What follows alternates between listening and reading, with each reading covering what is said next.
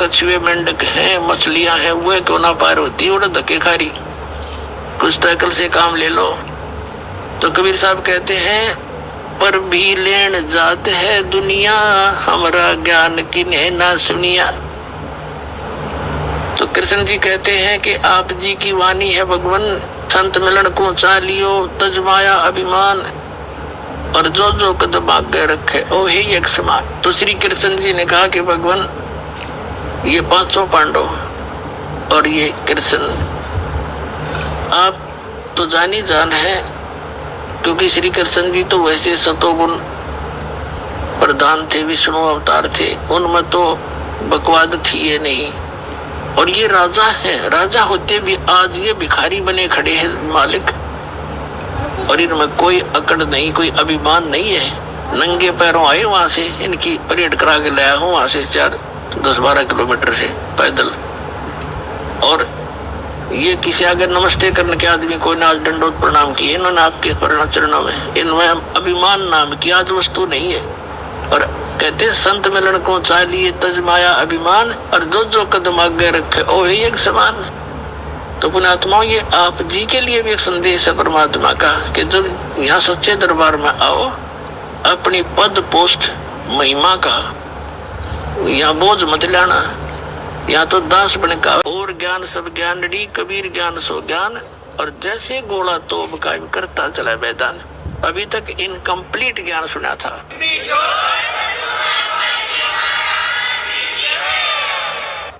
तो सुदर्शन जी ने कहा कि राजन मैंने क्यों झूठ बोला है तो वो झूठ तो नहीं होंगी पर उनको अवश्य लगेंगी।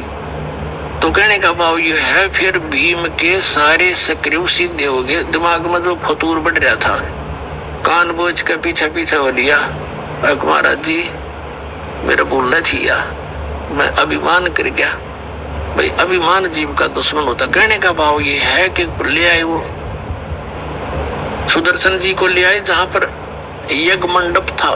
सबने अब द्रौपदी को जाकर के श्री कृष्ण जी ने कहा कि बहन भोजन बना, ये महात्मा बड़ा पहुंचे हुए हैं, इनके भोजन खाने से तुम्हारा काम बनेगा। अब द्रौपदी ने सोचा यू घास फूस खानी आदमी, और इसी बढ़िया भोजन बना दूंगी, उंगली चाटता रह जाएगा, और 6 जगह मेरे गुण गाओगा। द्रौपदी का हाथ का बना हुआ भोजन में बहुत स्वाद लग गया। बहन बेटियों की एक ये हार्दिक इच्छा भी होती है, अतिथि आव है तो अपना तन मन धन से जैसा उसने हुनर है वो पूरी बढ़िया भोजन बनाया करती है। वो इस बात को पसंद नहीं करती कोई नो कहे नमक थोड़ा है। तो साधु संत ऐसे नहीं बोला करते, जो कहीं जाते हैं वो नहीं बोला करते, वो खा लेते हैं जैसा भी होता है। ये बहुत बड़ा चैप्टर है, क्योंकि अभी तक तो दास आपको इन सदग्रंथों से ही ऊपर उठाने की चेष्टा कर रहा है, फिर आपको ऐसी कथा सुनाया करेगा, आपकी आंखें मासूम पड़ा करेंगे मोर की तरह। ऐसा प्यारा ज्ञान है। अब श्री कृष्ण जी ने कहा क्योंकि परमात्मा ने चारों युगों में आके ये वाणी बोल रखी है, जो कलयुग में भी बोली। चारों युग में संत पुकारे, कूक गया हम हेल रे, हीरे माणिक मोती बरसे, ये जग चुगता ढेल रे।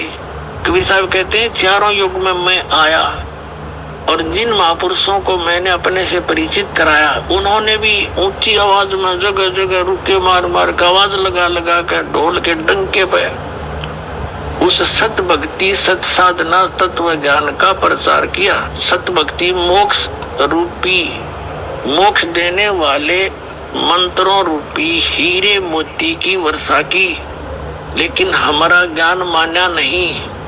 ये जग चुगता ढेल रे, ये आन उपासना, ये तीर्थ प्रताप पे जाना करना, राम कृष्ण देव की भक्ति करनी, ये तो डड़े ढोने वाली बात है। ये जग चुगता ढेल रे, डड़े ढोरे हैं ये।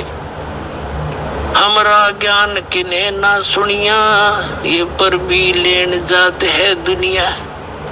एक तालाब में कुंभ के मेले का फैसला कर लिया, वहां इसी समय नहा ले। उस तालाब में, उस दरिया में, उस सरोवर में इस समय स्नान करने से मोक्ष हो जाएगा। परमात्मा कहते हैं उस सरोवर में तुमसे पहले गुलाम बन के, जैसे एक मरीज आता हॉस्पिटल में उसको भयंकर रोग हो और डॉक्टरों ने ऑल इंडिया में भेज दिया हो, लोकलों ने, तो उसकी घीघी बंदी होती है, चाहे किसी कितने पोस्ट के ऊपर हो इंसान, उसमें उस समय उसको अपनी पोस्ट दिखाई नहीं देती, अपनी जान दिखाई देती है।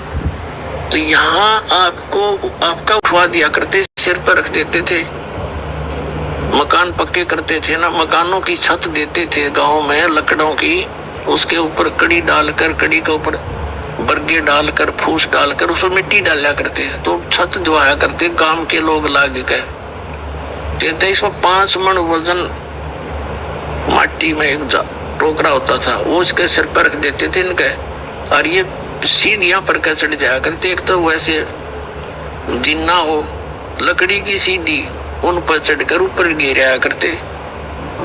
पुणात्मा आज कोई यह बात कह धर के देखो 5 मन वजन धरती में चिपक जाए आदमी, हाँ पृथ्वी का लाग जाती धरते हैं, और या ना दच्चे, और वो 100 सैकड़ों को आते उनके राह बताया करते, न बोला भाई हम खा भी तक खूब करते।